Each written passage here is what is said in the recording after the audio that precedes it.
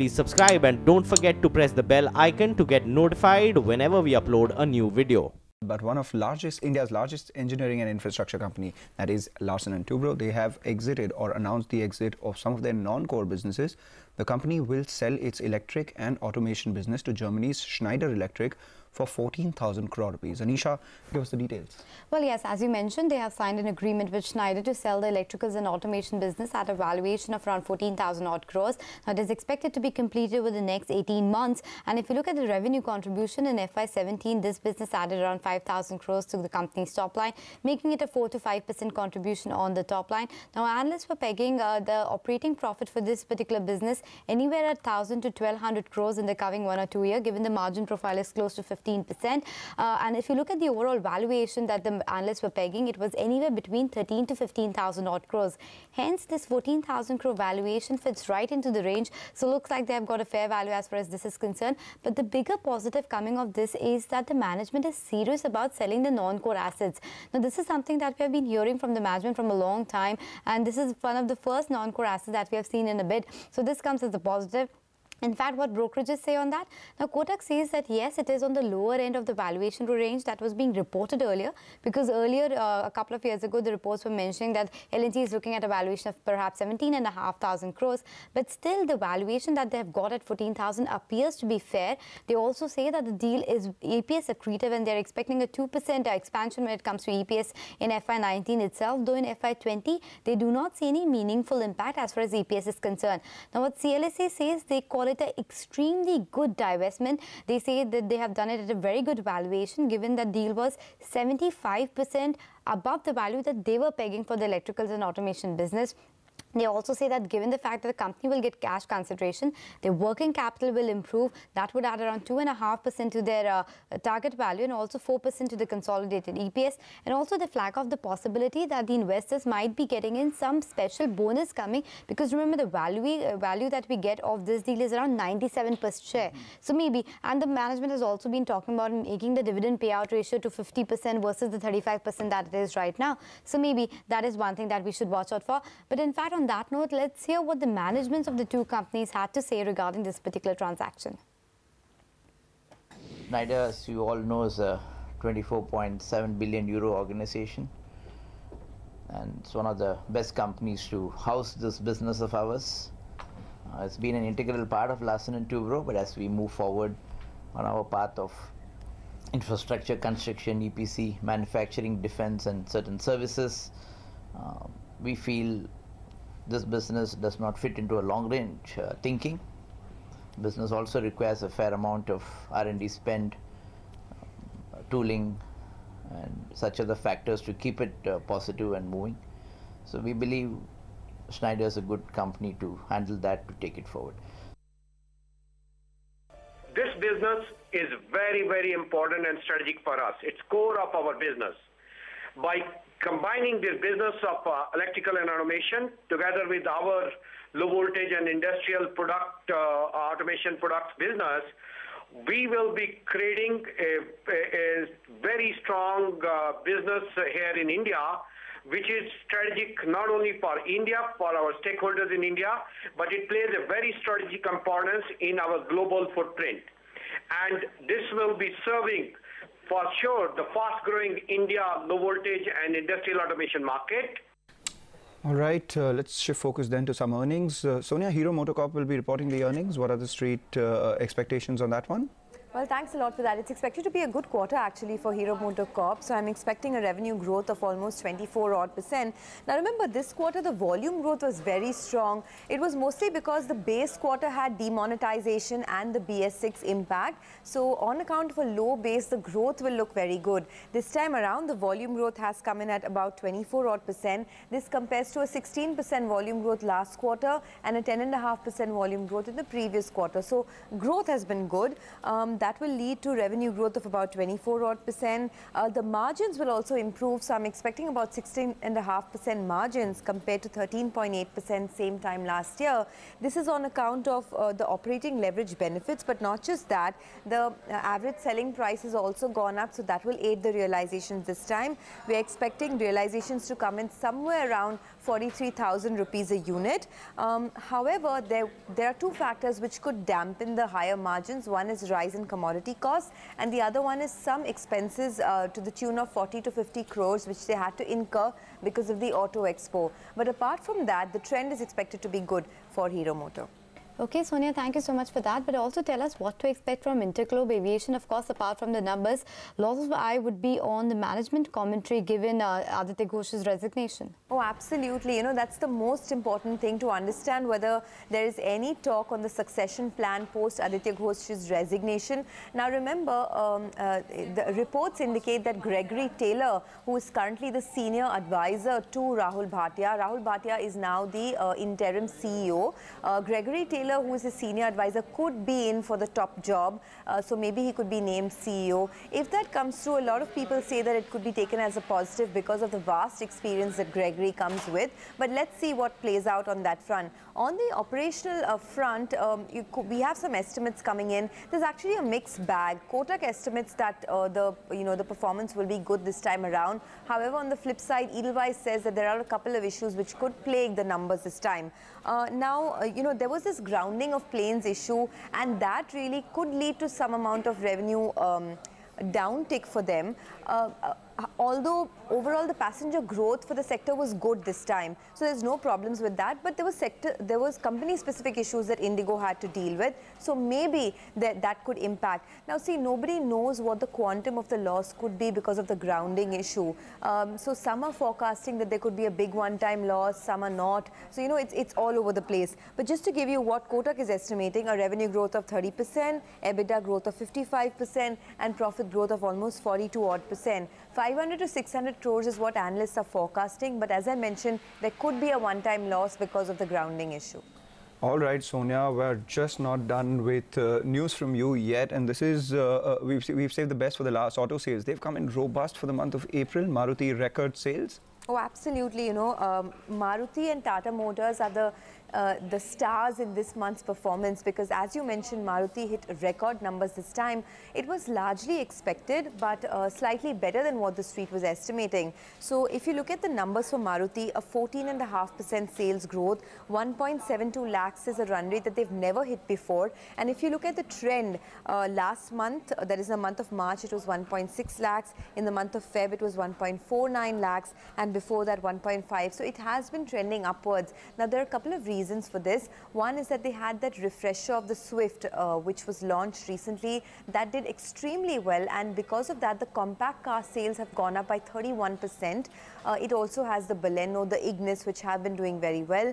Not just that, there was a good growth seen in exports this time around. But the other ones also are pretty strong. I mean, Tata Motors, very, very strong commercial vehicle sales. In fact, commercial vehicles, MHCV, medium and heavy commercial vehicle sales have risen 300%. And the management says that couple of reasons. There was overloading restrictions in UP, Rajasthan, etc., which meant that higher tonnage trucks were being sold, and that was a big positive. Infrastructure activity has improved. So these are the two stocks to focus on. The others were largely in line. So M&M had a decent growth. Auto sales were up 22%. Tractor sales were up 18%. Eicher Motors Royal Enfield was not bad.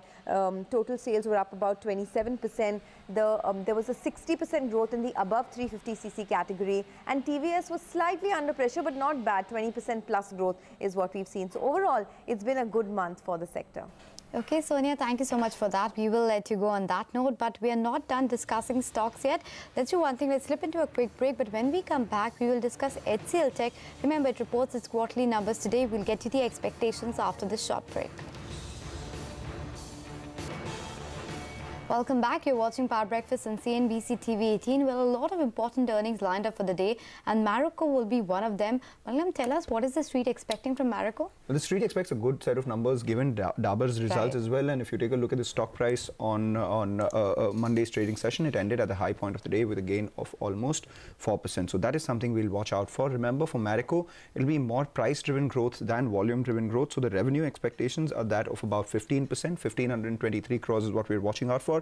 EBITDA will grow a tad bit lower given the surge that we've seen in raw material prices, copra and cardi oil prices. So because of which the margins, they will be off by about 150 basis points year on year. Might see some bit of stability quarter on quarter given the company's price hike. Net profit growth of 12.5%, closer to that 193 crores is what we're expecting. Key expectations, the domestic volume growth for Marico, that one's seen between 4 to 5%.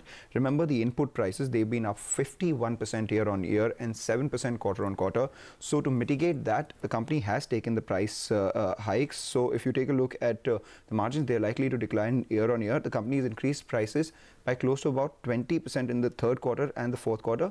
This is to aid revenue as well as stem the EBITDA loss. As far as margins are concerned, we're working with 18.1%, and just keep an eye out on the individual verticals. Parachute rigids, which is the key part of their business, 20-25% of their revenues, so 3 to 6% growth expected there. Saffola, that's the pain point for the company. Saffola is likely to grow just 0 to 2%. We'll watch out for that. Youth portfolio and value-added portfolio, that's doing fairly well for them. So closer to double-digit growth seen there. And international business will be very interesting to see how that pans out, given the GCC growth in Dabur was fairly good, and Bangladesh is doing very well for Marico. So is there a positive surprise in the cards from their international business or not, or something we'll watch out for? But 4 to 5% volume growth is something we'll look at. Okay, but you also mentioned about Dabur seeing good numbers coming in, beating expectations, volume growth of close to around 8%. You said that the management commentary was also strong? Absolutely. Dabur, it'll be a stock to watch for in today's trading session, primarily because, remember, first up, the volume growth, that was pretty much in line with what the street was expecting, the range of 6 to 8%. The company posted 7.7%. They've been in line with expectations for the last 3 quarters. So that is something I'll watch out for.